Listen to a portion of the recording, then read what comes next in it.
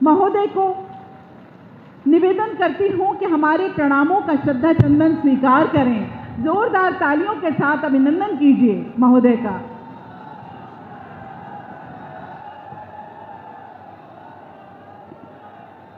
सद्गुरु रविदास जी महाराज की, सद्गुरु रविदास जी महाराज की, सद्गुरु ज्ञान भिक्षुक दास जी महाराज की, सद्गुरु ज्ञान भिक्षुक दास जी महाराज की, सद्गुरु समन दास जी महाराज की, सद्गुरु समन दास जी महाराज की।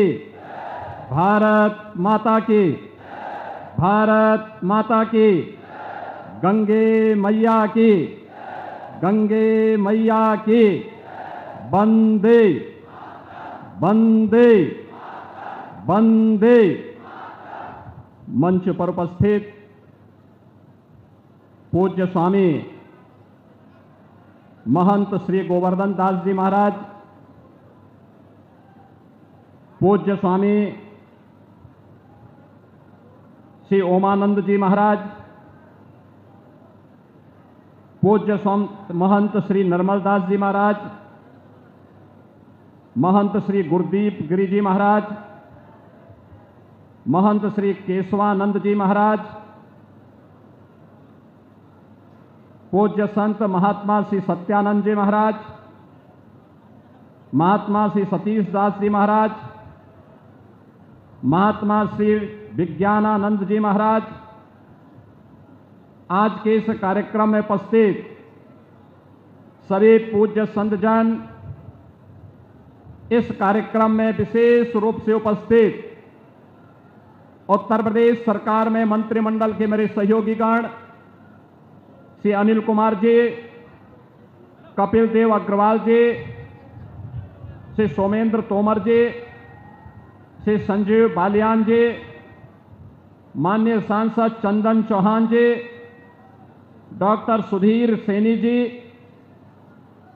सभी यहां पर माननीय विधायकगण, श्रीमती वंदना वर्मा जी, श्री राजपाल बालियान जी, श्रीमती मिथिलेश पाल जी, डॉक्टर वीरपाल निर्वाल जी, विक्रम सैनी जी, योगराज सिंह जी, प्रमोद उटवाल जी और यहां पर उपस्थित सभी देश के कोने कोने से उपस्थित श्रद्धालुजन, आज ये मेरा सौभाग्य है कि ज्येष्ठ पूर्णिमा के इस पावन पर्व पर सद्गुरु रविदास जी महाराज की स्मृति में स्थापित इस आश्रम और इस पावन गद्दी पर संत स्वामी ज्ञान भिक्षुक दास जी महाराज की 65वीं पुण्यतिथि और अखिल भारतीय संत शिरोमणि सद्गुरु रविदास मिशन के संस्थापक अध्यक्ष सद्गुरु समन दास जी महाराज की पुण्य स्मृति में एक सुख तीर्थ पर इस पावन सत्संग और बड़े भंडारे का आयोजन यहां पर आयोजित किया गया है। मैं सबसे पहले इस ज्येष्ठ पूर्णिमा के अवसर पर पूरे प्रदेशवासियों को हृदय से बधाई देता हूं, पूज्य संतों का हृदय से अभिनंदन करता हूं और आप सभी उपस्थित श्रद्धालु जनों का भी मैं इस अवसर पर प्रदेश सरकार की ओर से हृदय से अभिनंदन करता हूं। बहनों और भाइयों, जब हम पूज्य संतों की परंपरा की बात करते हैं तो मध्यकाल में जब देश गुलामी की बेड़ियों से जकड़ा हुआ था, विदेशी आक्रांताओं के द्वारा भारत की धर्म और संस्कृति को रौंदा जा रहा था, उस कालखंड में ज्योति की एक पुंज के रूप में सद्गुरु रविदास जी महाराज का आविर्भाव होता है। काशी में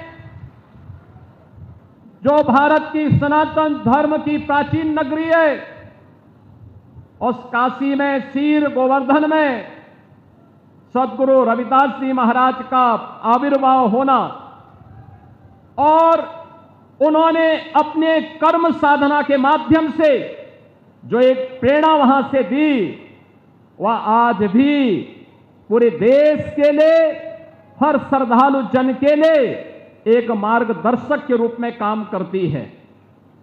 जब हम सद्गुरु रविदास जी महाराज के बारे में चर्चा करते हैं, बहनों और भाइयों, सद्गुरु रविदास जी महाराज ने सामाजिक आडंबर और कुरीतियों के प्रति समाज को जागरूक भी किया, कर्म पर विश्वास करने की प्रेरणा दी, एक आध्यात्मिक चेतना का जागरण किया और उन्होंने कहा था, मन चंगा तो कठौती में गंगा। बहनों और भाइयों, ये संत सद्गुरु रविदास जी महाराज का कथन ये जीवन में आंतरिक पवित्रता और निर्मलता का प्रतीक होता है, एक नई प्रेरणा है और इसीलिए उन्होंने सामाजिक बुराइयों से दूर रहने के लिए समाज को एक नई प्रेरणा दी।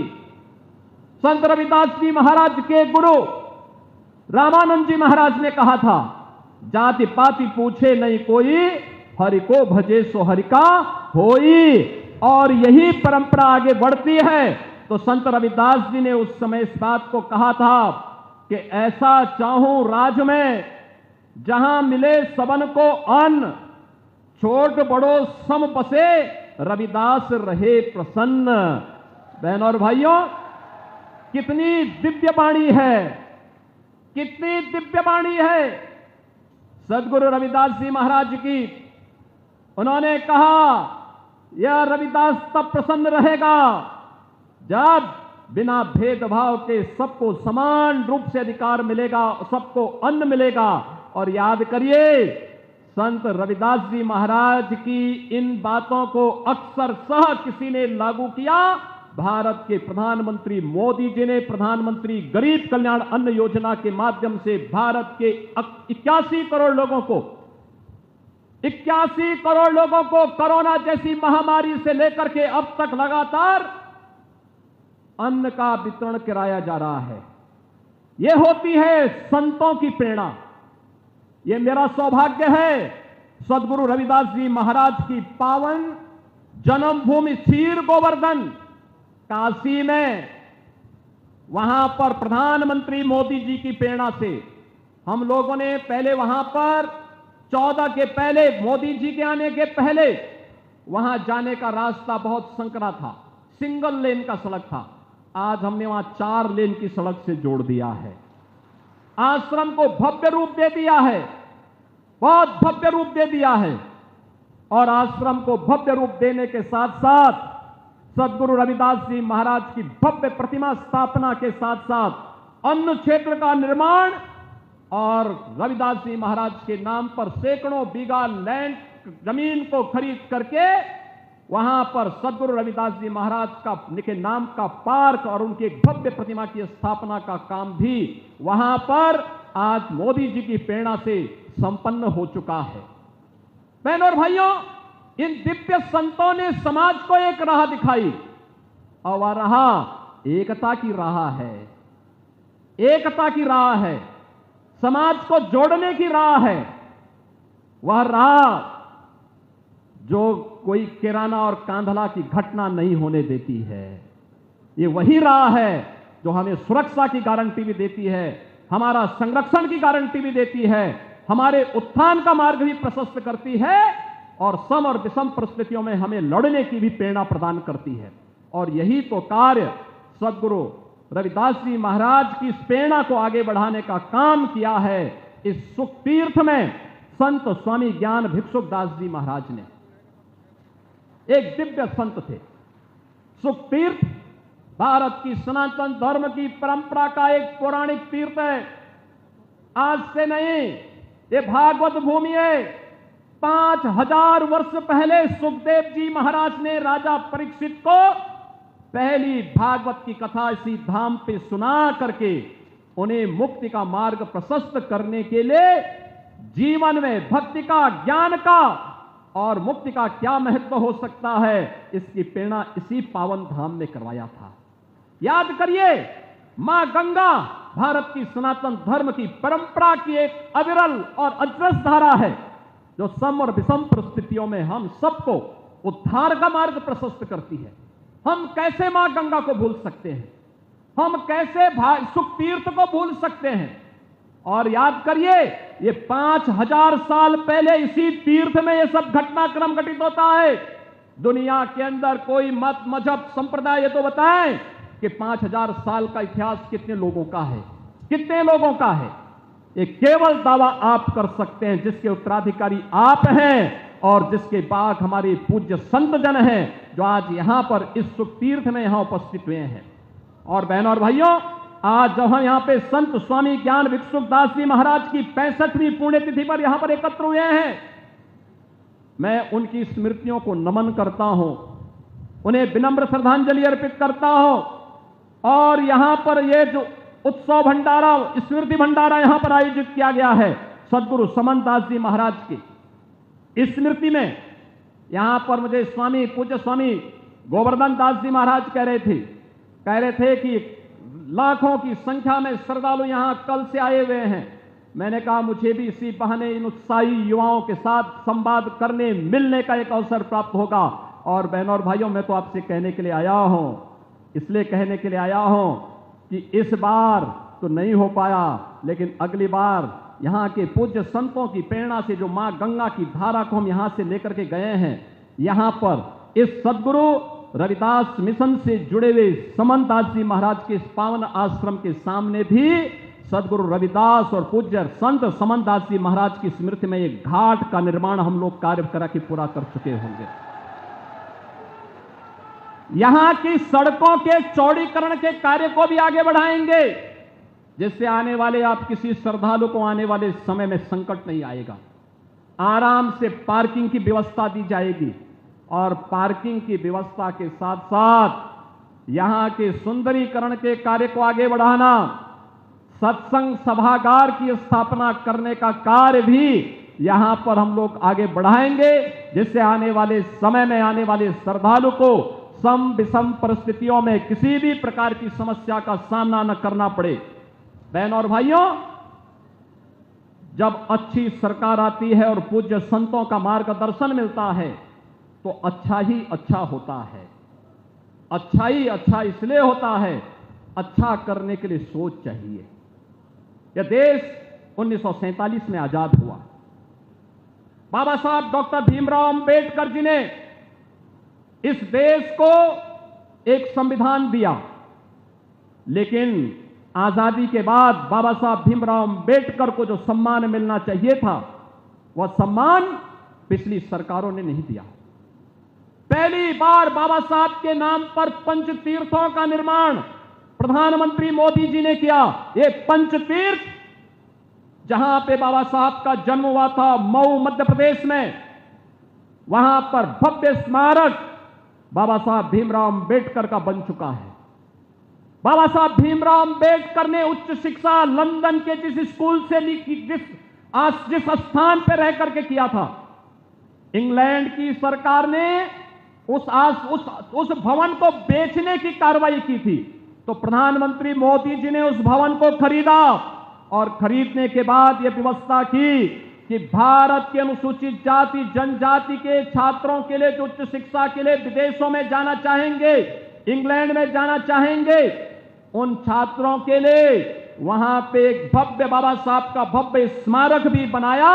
और स्मारक बनाने के बाद वहां पर छात्रावास का निर्माण और स्कॉलरशिप की भी व्यवस्था वहां पर प्रधानमंत्री मोदी जी के द्वारा दिया गया।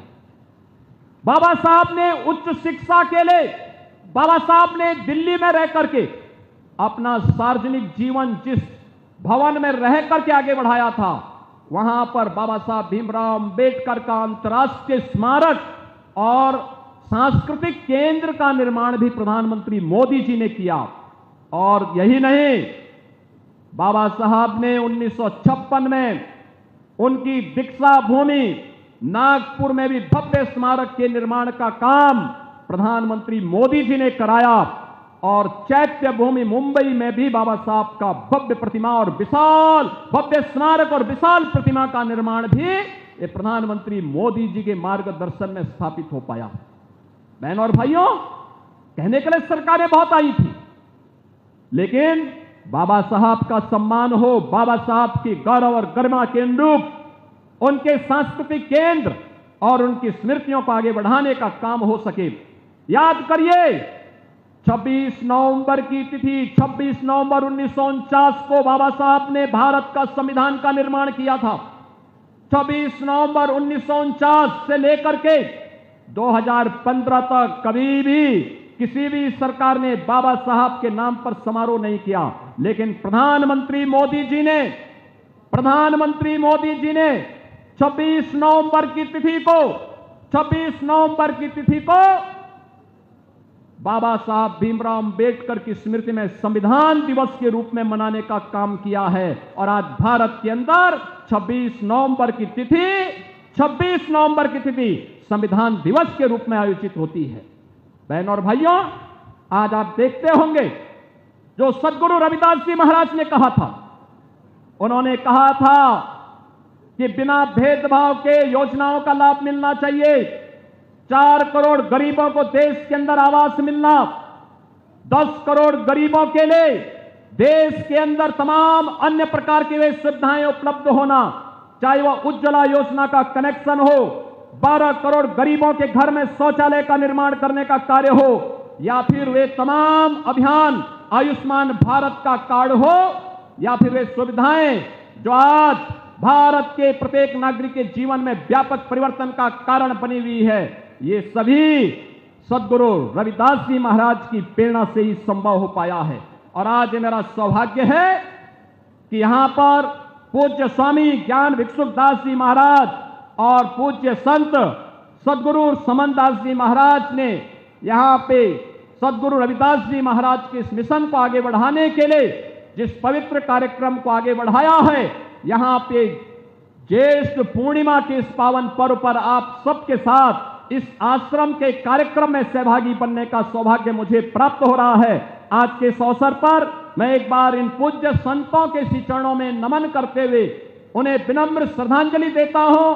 सभी पूज्य संतों का हृदय से अभिनंदन करता हूं। आप सभी श्रद्धालुओं को आज के दिवस की बधाई देते हुए अपनी वाणी को यहीं पर विराम देता हूं। आप सब मेरे साथ बोलेंगे, सद्गुरु रविदास जी महाराज की, सद्गुरु रविदास जी महाराज की, सद्गुरु स्वामी ज्ञान भिक्षुकदास जी महाराज की, सद्गुरु स्वामी ज्ञान भिक्षुकदास जी महाराज की, सद्गुरु समनदास जी महाराज की, सद्गुरु समनदास जी महाराज की।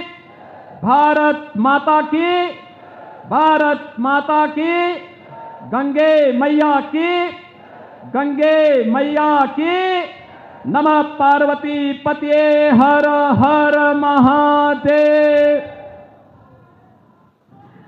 अभिभूत हैं, कृतज्ञ हैं महोदय, आपके ऊर्जावान उद्बोधन से श्रद्धा भावना की बयार बह निकली है। और अब माननीय मंत्री श्री अनिल कुमार जी और माननीय मंत्री श्री कपिल देव अग्रवाल जी हम सब की ओर से माननीय मुख्यमंत्री महोदय को स्मृति चिन्ह